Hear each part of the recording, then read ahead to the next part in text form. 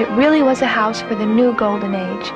There were no angry words to be heard there, nor violent noises.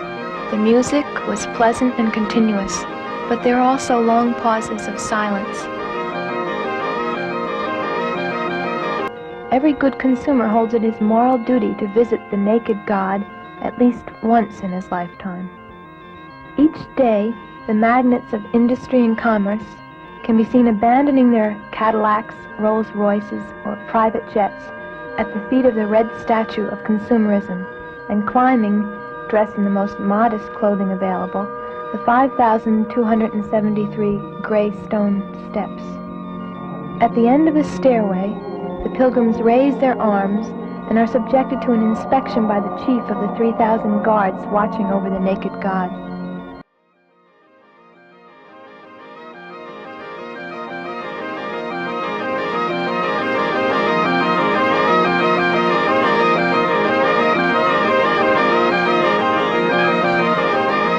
Behold, people emerged from the earth through the openings in the submerged work of architecture.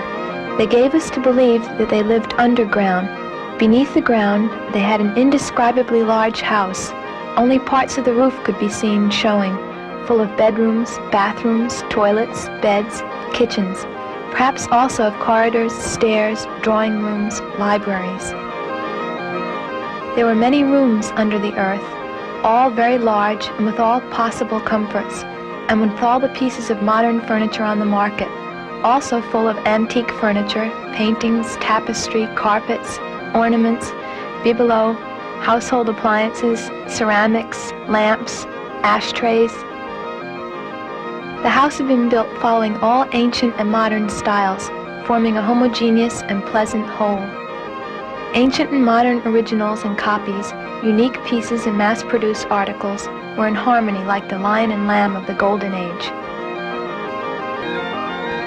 The inhabitants of the house underground say, "We do not need many objects. We do not even use difficult words.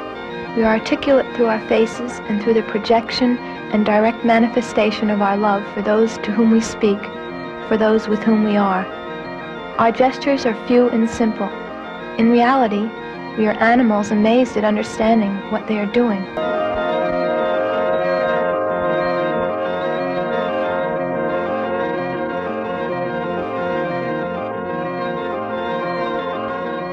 This house will be the projection and the dissolution of the submerged house. It will take from the submerged house only a flat surface, perhaps, or the axis, the directions in which to grow.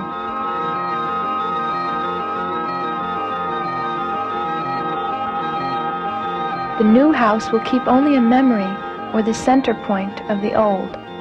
If it's true that the ancient founders of the submerged house chose the site after having consulted the omens, then, and also because we've lived there a long time, the place is so sacred to us that we cannot abandon it.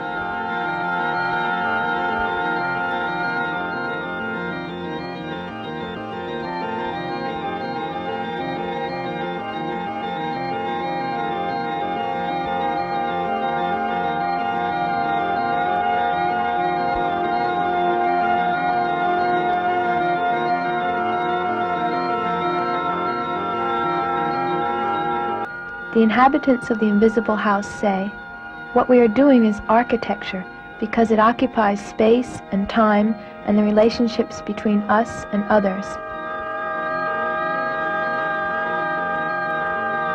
Every building on earth is destined for some unknown ceremony. Only to a few initiates is it given to draw aside the brick, wooden, iron, and synthetic curtains which hide the secret rites. Beyond the use of architecture as a service, shelter, microclimate, another type of use is continually happening.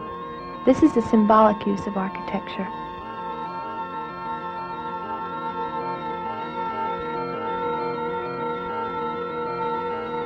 Architecture is a formalization of the symbols of knowledge, dominion, procreation, and immortality. Architecture is, thus, an iceberg hiding most of itself. As the innumerable services and technical apparatus that make it work remain unseen, so also do the rites and symbols that render it desirable and necessary until suitable therapy succeeds in bringing human beings into harmony with themselves, with no more need for security blankets.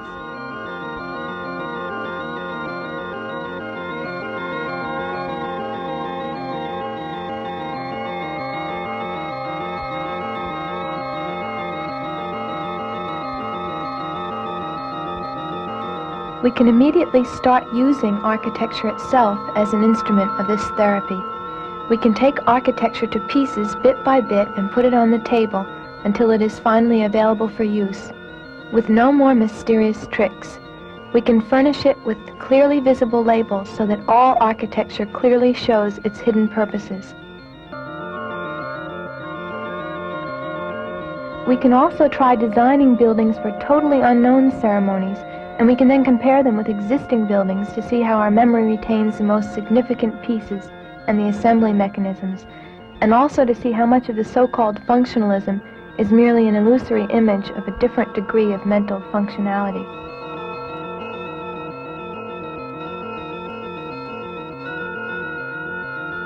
The point is, if I succeed in designing a mysterious building which could stir your emotions, would you not think that your emotion in seeing those buildings which you believe to be well known arises from the same degree of mysteriousness?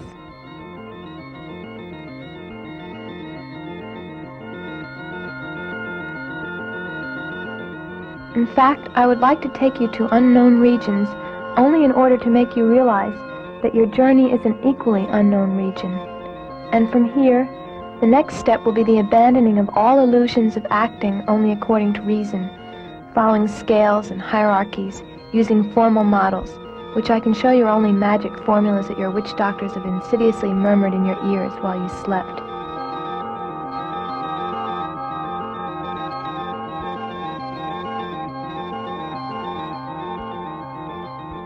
And beyond all illusion, we could try to build a reality for ourselves in which all ceremonies and rites are exclusively ours and could perhaps be very quickly forgotten.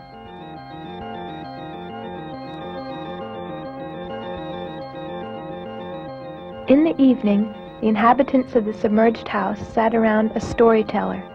That evening, he was telling a story entitled The Great Pilgrimage. The object of what may without doubt be called the greatest pilgrimage of all times is a small island of Consumption in the archipelago of the Great Outputs. On this island, about 100 years ago, a missionary from General Motors discovered that the natives worshipped as a living god a hermit living in a cave on an inaccessible rock pinnacle. The missionary reached the hermit and talked with him for 20 years, trying in vain to persuade him to purchase an 80,000 horsepower turbine, and finally, in desperation, he killed himself. His letter of goodbye, published everywhere, caused a sensation, and thus began the spread of the cult of the naked god in all nations of consumer faith. Since then, every good consumer holds it his moral duty to visit the naked god at least once in his lifetime.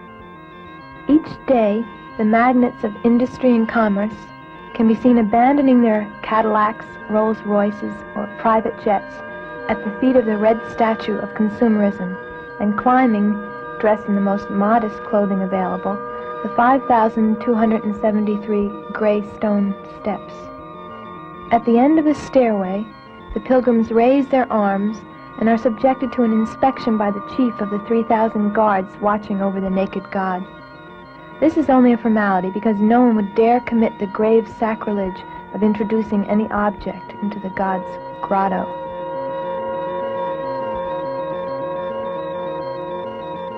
Entering the small cavern is a very moving moment. Almost no one manages to hold back his tears. In the grotto, lit only by the light from the door, one can glimpse, behind the grill separating him from visitors, the mystical figure of the hermit, the one without objects, as he is called. He is always wrapped in soft white cloth.